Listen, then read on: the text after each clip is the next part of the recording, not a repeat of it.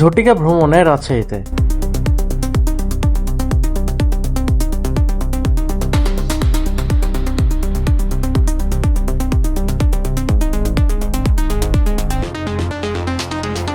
রাজশাহী হলো একটি ঐতিহাসিক শহর যেখানে আমরা ঘুরতে গিয়েছিলাম।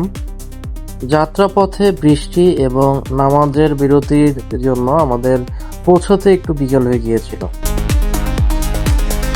রাজশাহী বিশ্ববিদ্যালয় এবং রুয়েটের সামনে দিয়ে আমরা চলে গেলাম টি বাঁধে। সেখানে গিয়ে আমরা একটু শক্তি পরীক্ষা করলাম, কার পাঞ্চের জোর কত।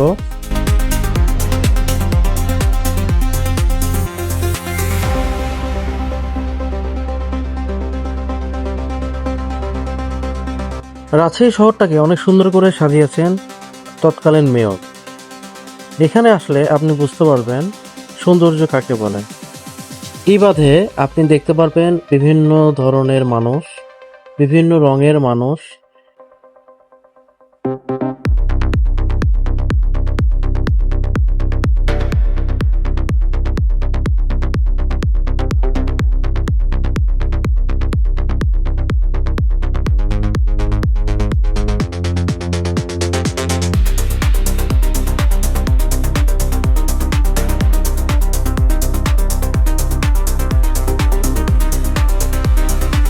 আপনারা যারা নৌকা ভ্রমণ করতে পছন্দ করেন, টি বাঁধে আসলে আপনি চলে যেতে পারবেন মুর্শিদাবাদের অনেক কাছে।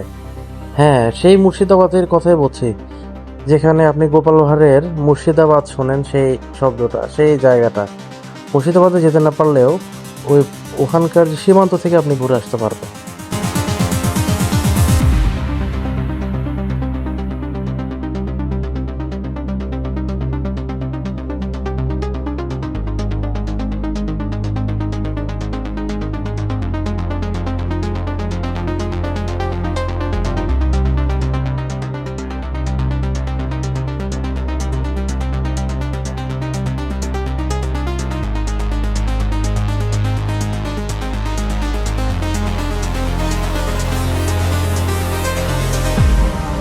চরে দাঁড়িয়ে আপনি শাহরুখ খানকেও ফলো করতে পারেন।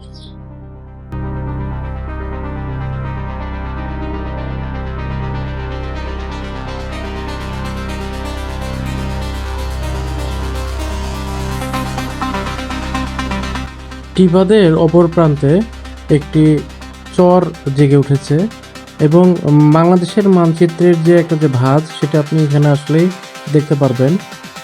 এদিক দিয়ে এই যে চরের উপর দিয়ে আপনাকে যেতে হবে মুর্শিদাবাদের সীমান্তে। এখানে আপনি বাইকে করে সেই সীমান্তে যেতে পারবেন।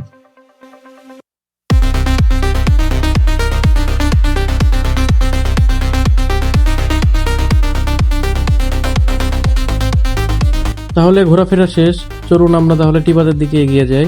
এই যে পদ্মা নদীর মাঝি, ইনি আমাদেরকে এই পাশে আসতে সাহায্য করেছে।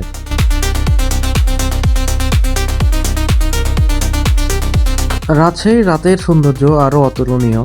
এখানে আসলে আপনি দেখতে পারবেন বিভিন্ন ধরনের লাইটগুলো এত সুন্দর করে সজ্জিত যা আপনার মনকে ভরে দিবে।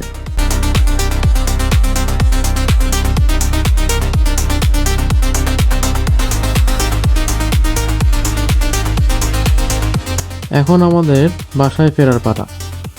বাসায় আমরা ফিরেছি পরের দিন আমাদের সকল কাজ শেষ করে। তো যাত্রাটা অনেক আনন্দের ছিল। আপনাদের কাছে কেমন লাগলো আমাদেরকে কমেন্ট করে জানাবেন। ধন্যবাদ।